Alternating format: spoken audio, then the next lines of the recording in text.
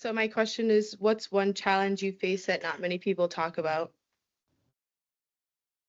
Oh, well, there's a long list. So let me, one challenge that doesn't get discussed enough in my profession is the sales cycle. So, as many of you know, I have an artist that I represent. Fortunately, I just with some partners started a gallery in Sharon, Mass. So now I have the gallery where a lot of my artists can have their work on the walls, and it's a lot easier to be able to get people there, versus bringing the art to them individually. But one thing I didn't really realize is when folks come to the gallery and someone might fall in love with a piece of art. I thought that, okay, you love it, it's a kind of a passion kind of thing, and that a sale might happen then and there. And I'm coming to realize that the sales cycle is a lot longer and more drawn out than I once originally thought that it was. And I think that's something that people don't really realize in my profession. Typically, somebody likes a piece of art, they will come back again to take a look at it if they're, that passionate about it. And then they might bring a loved one. They might bring a son, a daughter, a wife, there as well. So, now we're talking 3 visits, before a sale, kind of happens or something like that. So the sales cycle in being a curator and an art dealer is a lot longer than I think people realize and are able to kind of grasp. So that's one thing that took me a while to think about that. That's not to say that the other way doesn't happen. People see something that they love. Oh my God, I have to have it. Here you go. Let me Venmo you, or something like that. But it's typically a lot longer than folks really realize. Thank you. Yeah. Now hold on. Hold Oh, on. sorry. Oh no, we're not done. Tell me a little bit about you. What are you interested in art? What's your major? Are you a junior, senior? And what's your name again? I gotta get folks' names. So Brooklyn. whoever's gonna give me a photo, I need to know your name. I need to know what you're interested in. Give me a little bit of something. It's always good to figure out what your room is like. So tell Uh, me a little bit about you. I'm a sophomore, but I'm an education major, so I'm not really interested in art. I just took the class, but I like the class, so it's pretty Nice. interesting, but I'm Okay, not like well, something I want to do. how do you are you voting this year? Are you going to vote? Yeah. How are you voting on the MCAS question, Miss Education Major? Well, we haven't like gotten that far about MCAS, but I'm not from Mass, so I don't know much about it. Oh, okay. So you're not darn, because I'm pretty torn up about that question and I needed some help. All Um, right. And give me your name. Brooklyn. Oh, that's where I'm from, Brooklyn. See, this is why I asked you that. Are you kidding me? Thank you very much for your Thank question, you. Brooklyn. All right, thanks, Brooklyn. Thank you, Carl. Um, all right, so let's see here. Next up is Jay. You want to come up and ask a question?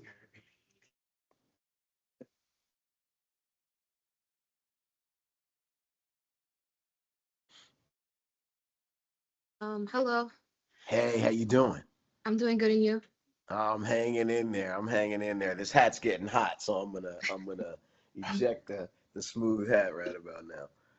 I was wondering what was your favorite or like most fun artist to collab with? Wow, to collab with. Um, well, I have 5 artists that I represent. Mhm. Um, Which one's the like your favorite? I would have to say my artist Christos Tatos Farron Tatos. Everyone calls him Tatos. You'll see a lot of his work on my website. Christos is from the Hudson Valley and, around my age, kind of things like that. We have similar interests. Right about now, there's a lot of fishing. All the fish are migrating from up north past Massachusetts. So we're both big fishermen. I like to go out there and fish, especially on days that it's like 70 some odd degrees. And he's uber talented and just pretty easy to get along with. In my world, the easier things are, probably in your world too, the better. And Christos is one of those artists that thankfully doesn't really require a lot of hand holding. In my business, I mean, artists can be pretty temperamental. They are artists. I mean, even more than recording artists. You have to hold their hand. You have to reassure them in a lot of ways. And this is probably true, again, this carries over for a lot of professions. The relationships that you have with them. Those phone calls that say, hey, how you doing? No, nothing's up. You didn't sell anything, or I don't need anything, but I'm just checking in on you. How you feeling? Those kinds of things are very important in life, gang. Forget about, being an art dealer and all that kind of stuff. Relationships are everything. So, but for sure, some artists need more of that than others. And Tatos is a cat that doesn't really need a lot of reassurance, a lot of hand holding, a lot of constant contact, and just makes my life that much easier. And so I appreciate that in him, and obviously his talent. He's a very political dude, and you look and see things in his art that is very interesting, very relevant to where we are today. When he does things about mass incarceration and things like that through a lot of his work. So that would probably be the answer to that question. Now, what are you interested in? Tell me a little bit about you. You know the rules. Um, I'm a graphic art major. I'm trying to work with video game companies to do art and concept art for them. Hot. And I'm a sophomore. Sophomore. Oh, geez, so much life ahead. Great. Sounds like you are in a great pipeline. There used to be in Provenance, there used to be a lot of companies. That baseball player, the pitcher, had a bunch of companies that used to do that. One of the Red Sox cats, I forget his name. But he had a bunch of companies that did that. Great pipeline. You also might want to look at ad agencies. When you graduate in 2 years, if this is still, what you think you want to be doing. Man, I wish you were available to do an internship now. Boy, do I need some graphic art stuff. Well, we might be able to help you If out, that's Carl. a possibility, hook up with John and I'll get All your right. contact information because That'd be I'll nice. write you a great recommendation. Thank you. All Have a right. good day. Thank you, Jay. Thank you for your question. Yeah, thanks, Jay. Thanks, Carl. Let's see. All right, JD.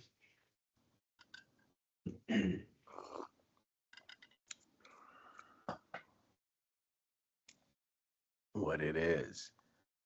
Hello, How you doing?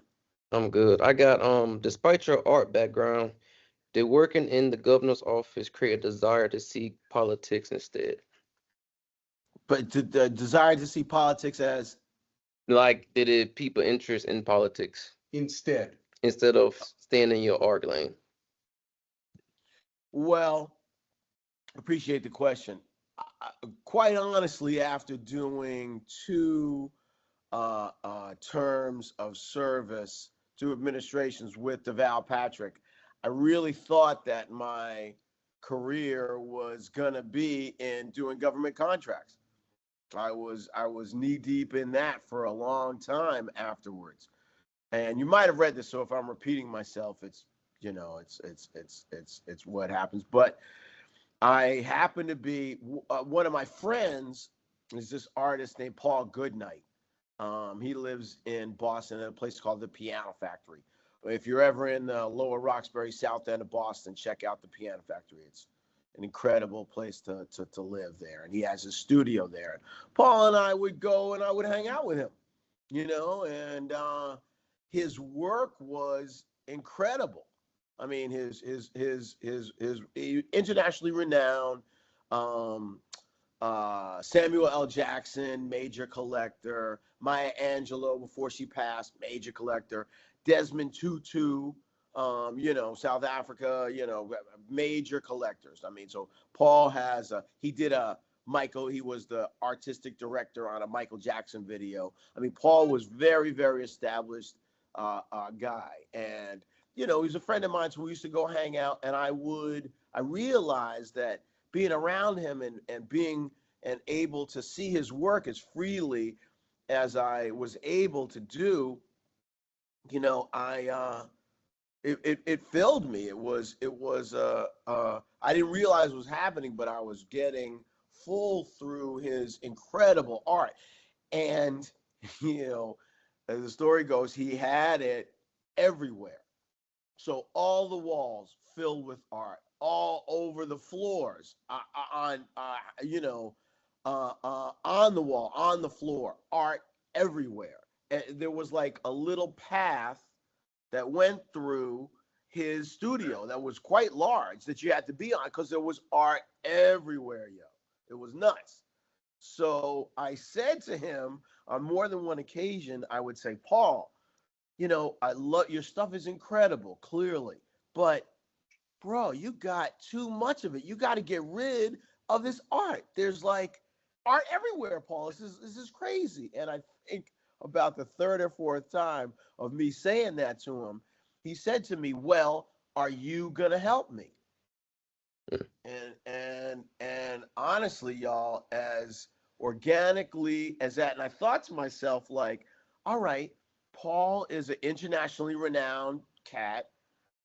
He has a lot of already collectors. I'm a marketing major from School of Management, UMass Amherst. And, I said I could maybe, be able to help him market his art and go that route. And just as organically as that happened, my career kind of took a turn. And I started repping Paul, and we went all over the world for 2 or 3 years. We really, we really did it up. And Paul introduced me to other artists. I met other artists, and all of a sudden, my company, Oak Hill Consulting Partners, that was doing government contracts, seemingly for the rest of my life, kind of took this dip. And I got into the art game. So I don't have a deep art history background. I don't constantly want to make conversations with people. They'll say, well, the Monet, that is blah blah blah. Then I kind of, they'll say, yeah, of course. Oh, that Monet, of course, yes, kind of things like that. But I'm not from that world. I didn't take courses at AIC in art history and things like that. So I'm a little bit, my thing is the marketing. My thing is, getting it up and getting it out there and getting it seen and hopefully, getting it sold. Because, my artists, a lot of them rely on me to keep the lights on, so it's my job to be able to get out there and sell it and do it. So, I hope that answers, your question about how, I made I made the move. I'm still super interested in, a lot of things, I will say, social justice wise, and, currently, the election and, out there working, I go to, a lot of events and donate and I got all these cards that my mother just, got her to be able to fill out for, this election. And, so I still have a lot of interest in government because, these are the folks that are, making the rules. So if you have to be interested, let me say that to the class. Everybody needs to be interested to the folks that are running the show. If you're not, you're really gonna be, led by your nose. So either way, however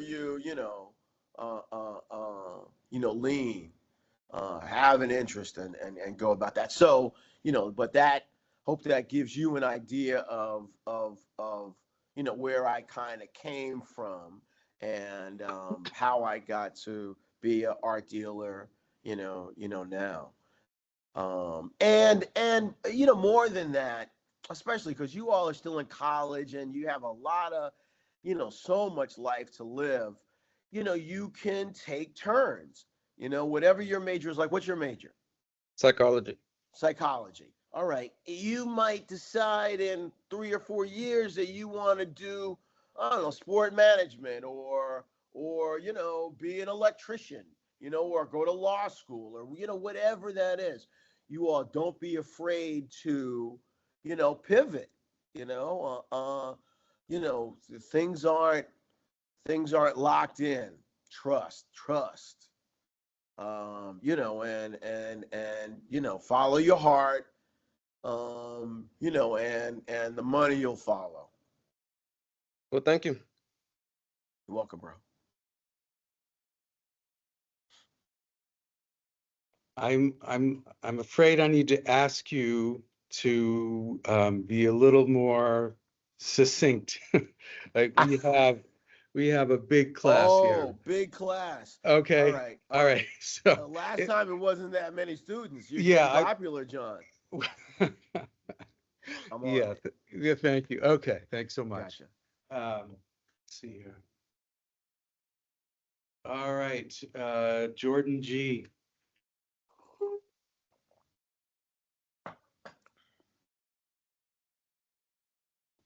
Hello. How are you? I'm good. How are you? Good. What's your favorite part about like what you do? The personal interactions. I am, and this is kind of corny, a people person. No, I get it. And so, to be able to see someone's face light up, when they see a piece of art that moves them, that concept of being moved by something that you see, is like a recording artist, when someone, I'm sure when Taylor Swift gets out there and she plays her music and she sees people freak out, she gets a high from that. I get kind of the same thing when a piece of art moves someone. So, yeah. It's awesome. That. Yeah. Cool. All right, thanks, Jordan. Mhm. Thank you. Can tell the background in politics. If you have to go more soundbite, you can go more soundbite. Yeah. Yeah, okay. All right, thank you. Got it. Eden.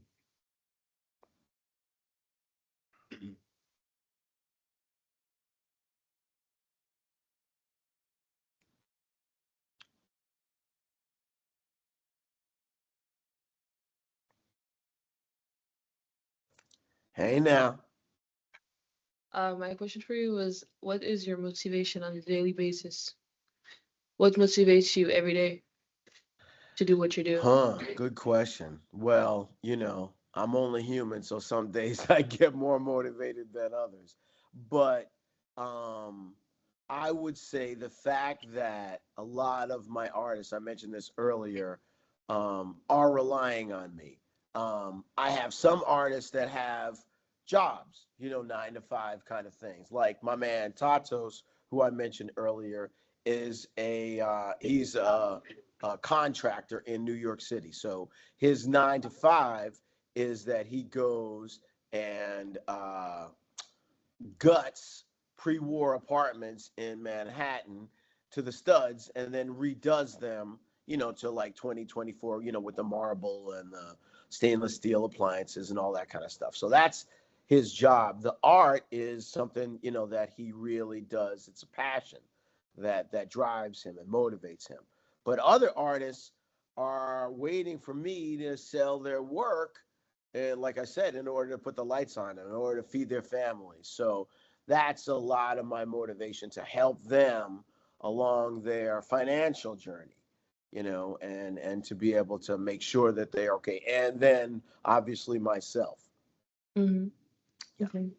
Thank Thank you. you. All right. Thank you. Thanks, Eden. Thanks, Carl. Yeah. All right, Jonah.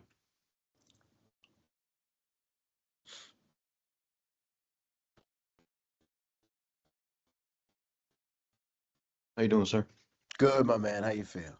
Good, good. My question for you is, what factors do you consider most important when determining the value of a piece of art? The key word here is provenance. And that word is the meaning of that word is, I say to folks, it's like your resume. Where you've been, what you've done, what your skills are. So if an artist has been at the MFA, the Museum of Fine Arts here in Boston, they've shown there, they've shown at the Mass Art, in Boston. They've been, their work has been in several shows, Art Basel in Miami. Those are all things that, and occasions where their work has been featured, that builds provenance and that builds your price. So that's how one determines how much art goes for and sales, and prior sales. If you know, really quickly, what is it with Uber and stuff? They have that.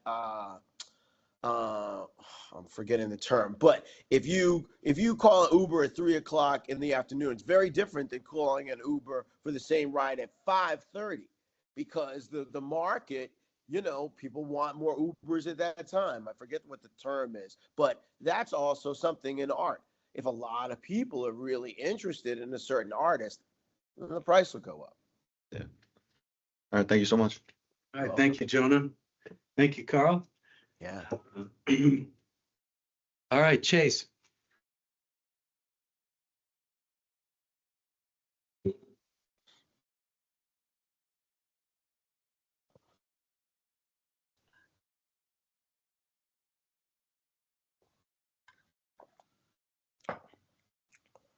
How you doing? Yo, yo, yo, yo.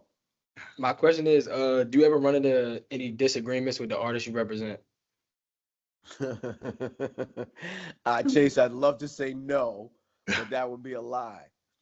Um, yeah, I mean, uh, they are in.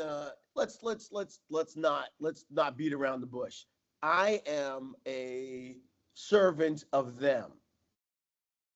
Yeah. Quite frankly, they are the people. I can't do what they do. All right. I know a lot of artists that market and they represent themselves. Now, I don't think that that's a smart play for them, because it's very difficult to successfully market yourself and get out to shows and be doing some really incredible work. It's doing two jobs at the same time, and that's difficult for anybody. But the relationship is that I need them in order for me to work and do my thing. So yeah, they know that, and I know that. So a lot of times the final answer on something, will be theirs. So yeah, I just need to be able to, my mother always used to say to my sister, she didn't say this to me, but I would hear her. I make sure my husband, if I want him to do something, if my mother wants my dad to do something, she makes him think that it was his idea. Oh, she kind of works it. So, like he says, well, we should clearly go to A. And she's like, honey, great idea. That type. Learn that. Learn that again. very transferable in anything you do. So that's something that I utilize. Instead of telling my artists we're doing X, I develop my relationship with them and I get them to suggest X, and then I just agree. I appreciate it. All right. Yeah, man. Thanks, Chase. Thanks, Carl. Adam? You're good? Oh, how we doing? How you feel, Chief? Pretty good, thanks. All right. You might need to tip this back a little. Sure. Nice. All right, so it's a two-part question, but if you just want to answer one, that's totally fine. So how did you become interested in the art industry, and what was the hardest decision you had to make? Well, you heard a little bit about how I got into that work from my background in government, so I don't know if I Yes. need to cover that, Yeah, really that's with totally my fine. relationship with Paul Goodnight. And you all, Yeah. very Googleable. Everybody, you can go Google Paul Goodnight, incredible work. And I don't represent, so there, the two-part I can do with the same kind of cat. So it was through Paul, and right now I don't represent Paul. We had a situation in our relationship after many years where things were, Paul was getting a little bit old. I think Paul is 77 now. And, I realized that our relationship was waning a little bit. And before it snapped, and Paul would say some things to me, and would say some things to Paul that we might not be able to go back from. I said to him, he was, excuse me, doing some work with this cat who I did not like at all in Detroit. And I said to Paul finally, after a couple of incidents, hey, listen, you know what? Why don't you go and work with this snake dude in Detroit? And and I in my heart knew that this guy was a snake and he was gonna do Paul dirty at some point. But I needed Paul to realize that. And sometimes, in relationships, you gotta step away, before things go really south. So that was a really hard thing because Paul was, he was my first, it was my first love, if you will.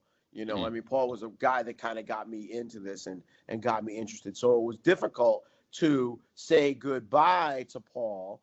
And, I know his family really well, and he knows my family really well. So I mean, we're still cool, but professionally we needed to stay, and that was difficult to do, but it was the right decision. And we'll do work in the future at some point, I have no doubt. Right. But right now is not that time. Awesome. Thank you, Carl. Appreciate it. Yeah, man. Thanks, Adam. Great questions. John, your class is decidedly better this year than it was last year. I don't. They're all graduated, right? That's not a bad thing for me to say. Yeah, that's fine. Cam, you want to come up? Hello. Hey.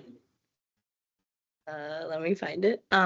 What were the steps you would say you had to take to be in the right profession for you, or what you wanted to do for the rest of your life? Great question. And I think the real answer is to trust your heart. There is a relationship, and you all will go through this no matter what your major is, between what you want to do and what you're good at. Let me say that again. There's a relationship that you all will have and struggle with in your lives, all of you, about what you want to do and what you're good at. You will learn to, in some way, shape, or form, marry those two things. You gotta, if I love being a gymnast, and I tried, but I just couldn't get that back cartwheel going on. The balance beam was just too much for a brother. You got to start to look at what you're good at. And I have a passion for art. I mean, I love a lot of the work, and stuff like that. I get filled by it. And I'm good at what I do. I'm a natural marketer. I'm a natural relationship person. I'm a natural in a lot of those kind of things. So for me, it was a great combination of what I loved and what I was good at. Great question. Thank you. All right. Y'all Thank write you, that Kim. down now, please. Holler at me when that comes together in your life. All right. Thank you, Cam. Mikhail, you're up.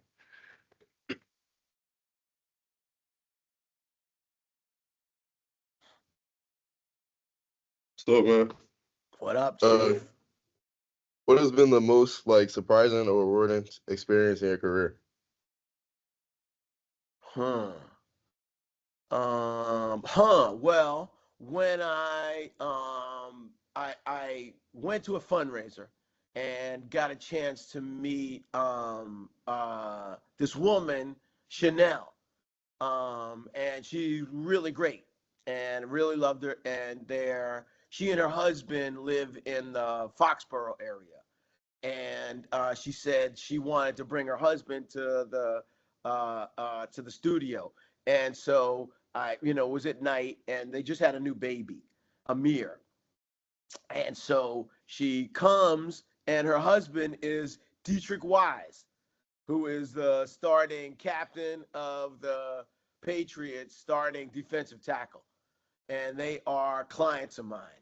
And I might have known that her name was Chanel Wise, but I don't know if I really put the two together. But all of a sudden, this giant cat, comes in the studio, in my gallery, with her and the baby and, all that kind of stuff. So that was pretty surprising, to, have Dietrich and Chanel Wise as collectors of mine.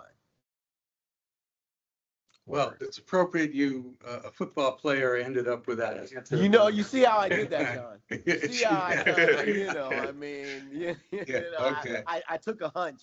Listen, All right. I'm going to recruit all from my summer league team. All right, I'm seeing some giants up there. I'm throwing alley-oops. All right. Thank you, Mikhail. Thanks, Carl. Ariana?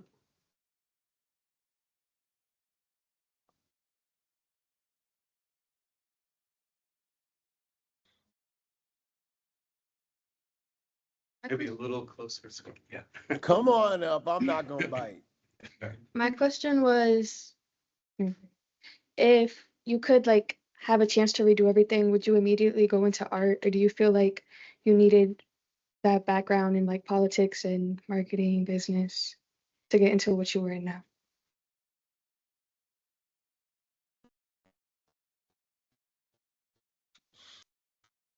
You know, a lot of people would answer that and say, well, I had to do everything I had to do to get to this point. Nah, I'm not going that way. Yeah, I wish someone said, back when, back years ago, like, hey, what about an art dealer?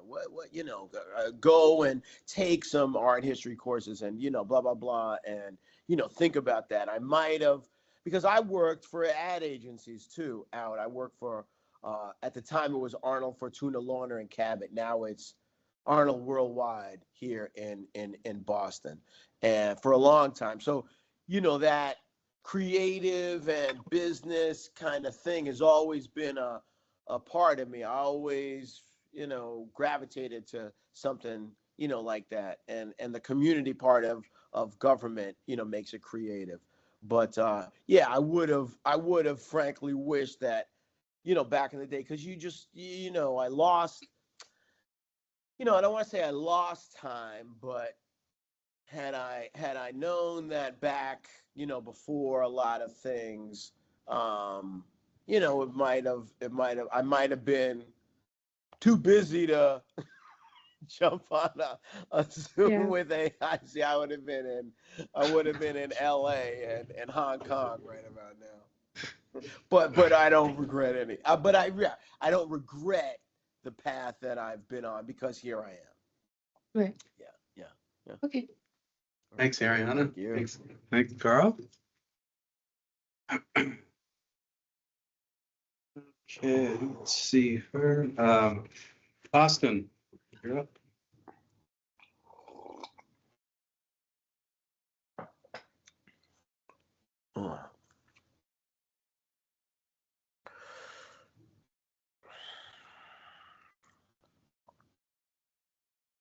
Yo.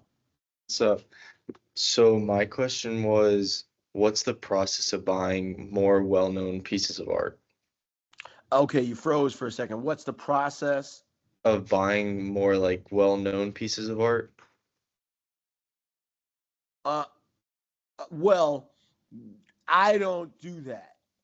I only represent, the artists that I represent. But if you wanted to buy a piece of well-known, and well-known means expensive, art, you would call me, and we would talk about how to acquire. Now we're using words like that. You would need certificates of authenticity, along with a piece of art. What am I talking about? A couple years ago, with another friend of mine, we bought 4 pieces of the artist's name, DeBilzen. You guys can look him up. He's very Googleable. William DeBilzen, who just gave me that thumbs up. Thank you. From a buddy of mine in Miami. And so we were able to purchase that art that's very expensive, and it's up in the gallery as I speak now. And so DeBilson's very collectible. Shaquille O'Neal, big guy, big collector. Adam Sandler. And a buddy of mine turned me on to a deal like that. So, I went and spoke to a woman that his sister runs his gallery in Laguna Beach. Woo! Go to Laguna Beach, you all. Beautiful, man. So yeah. And that was my process. I kind of spoke to her. She runs one of his galleries. We got letters of authenticity before we purchased the art that will resell in my gallery. So yeah, that was kind of my process. All right, thank you. You're welcome. Thanks, Austin. Thanks, Carl. Jack.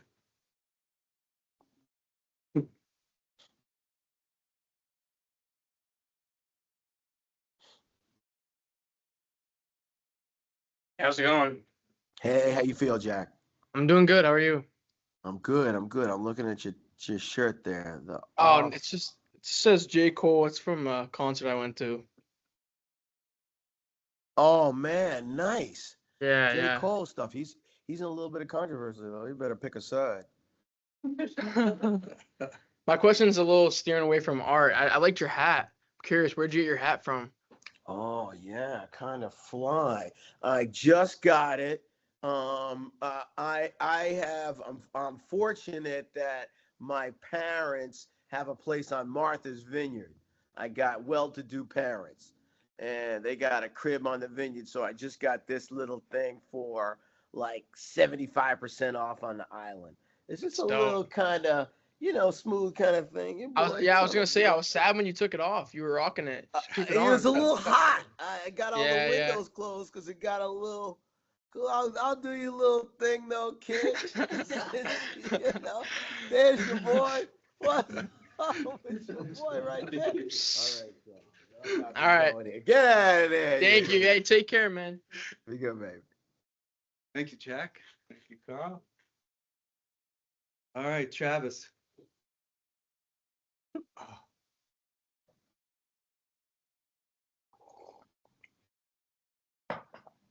Hello, how we doing? How you feel, man? Good, you? Hey, listen. So what was the hardest part about starting your career? I'm one that challenges myself. Um, I'm pretty self-motivated, thankfully. So I beat myself up unnecessarily, because I didn't think that I was doing like enough or good enough or, you know, even in a situation early in my career that I had to learn. So, and I didn't give myself enough grace. Yeah, That's okay. that's that that's what it is. So I would say to all of you, starting out in your careers, once you graduate, or even if it's an internship or something like that, do a good job, but give yourself some grace to learn and understand what's expected and stuff like that. And I kind of, I think I beat myself up a little bit that I didn't need to. Okay. Thank you. Yeah. Yeah, man. All right. Thanks, Travis. Carl? Yeah. Liema, No. what's Yeah, up? man. I don't have a question. You don't have a question? Mm-hmm. Ankle. Did you look at the material I sent you about Carl? Yeah, so it's All right. Cole, you're up.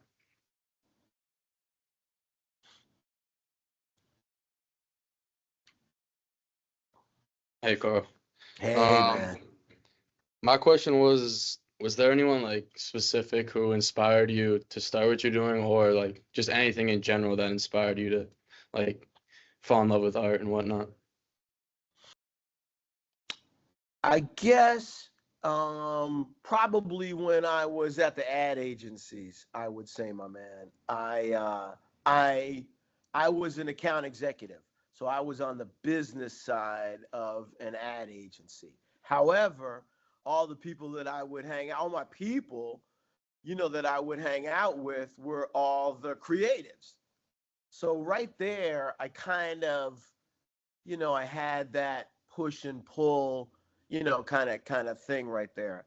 And I I knew that I probably was again better at the business side, but secretly wanted to be a creative, and it's interesting that now in my career where I am now, I'm kind of able to marry the two a little bit, so yeah, that's Yeah. probably that. Thank you. All Yeah, right. man. Thanks, Cole. Thanks, Carl. Yeah, yeah. Bella. Bella. Great names. Hey, Bella. My question is, Bella. what is one unexpected thing that your profession has brought to you, like good or bad? Well, Bella, I would say one unexpected thing, good or bad. I'm gonna go with the good. All the great people that I've met, and for me as an art dealer, if you, I mean, imagine. So I'm doing my thing. I got the parties happening. I got J. Cole blasting in my gallery there, and people are drinking wine and having cheese, and it's a whole picture it. It's a whole set, and I got my gear, on, and I'm doing my thing, and I'm rolling around, and someone says, Carl, tell me about this piece. And I tell them a little bit about the piece and a story about it, and the artist, and their eyes are big, like, wow, this is incredible. And then they look and they go, wow, oh my goodness, it's too much money. Because everyone always says that. It's too much money. I can't afford this. And then I say, well, listen, why don't we, maybe you can do installments, or let me take 10% off of it, and make this work for you. And they say, really? And I say, yeah. And they say, oh my God, this is fantastic. Honey, come here. What about this piece? And then I say, give me a down payment, now we'll continue it. And then I get it in their living room because I like to, a lot of times, if possible, get someone to hang the piece in someone's space. Because a lot of times when folks buy art, they'll buy it and it'll sit in a, on the side of a wall in a crate for 3 years. And they'll go, oh my God, that piece of art that I bought, I really need to put that up. I will like to, for a nominal fee, bring someone in there, one of my guys, and put the art up. And then they're posting it or they're sending me a photo of them, by that art. And every single day they come down from wherever, or, and maybe it's in their bedroom, they come down to their living rooms and they see that piece of art and they're like, damn, this shit is so hot. Like, I love this. That is a beautiful thing. When you're able to, do that and get that kind of a feeling. Mwah, Bella. Thank you. Thank you. Thanks, Bella. Thanks, Carl. Not here. AJ.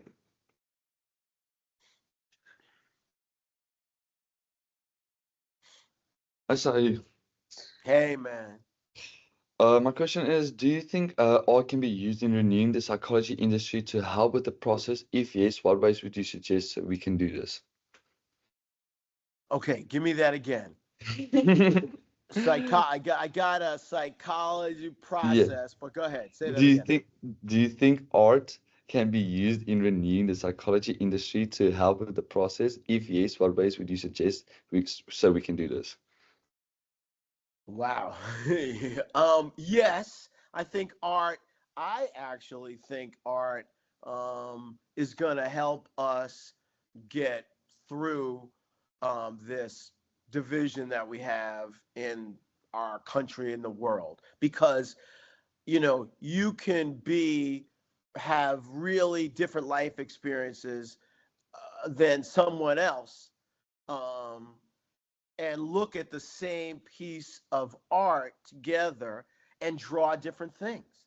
Happens to me all the time. I look at something and I see X, Y, and Z. Someone else looks at something and sees A, B, and C. And we discuss that.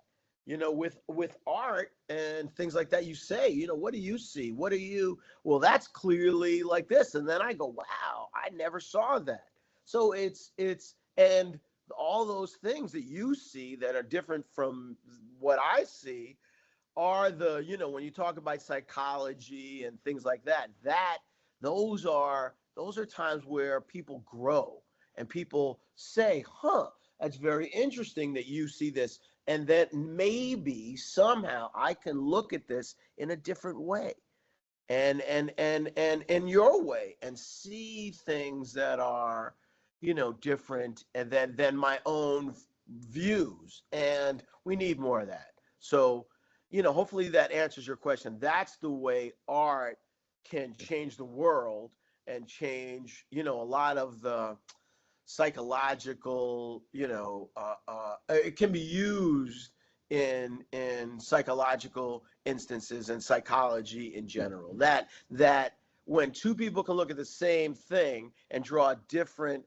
opinions and can discuss that opens people's minds, and Lord knows all over the world we need a lot of that. Thank you very much, sir. Thanks, AJ. Well, we did it. Thank you so much. Yeah. Boom. Yeah, thank you so much, Carl. Hey, We really John. appreciate you visiting. Maybe I can turn you to everybody. To the All right. crew. Yeah, thank you so much. Thank you all. I appreciate the opportunity to address everybody. It's always thrilling to do this. And everybody go do your thing, whatever that is.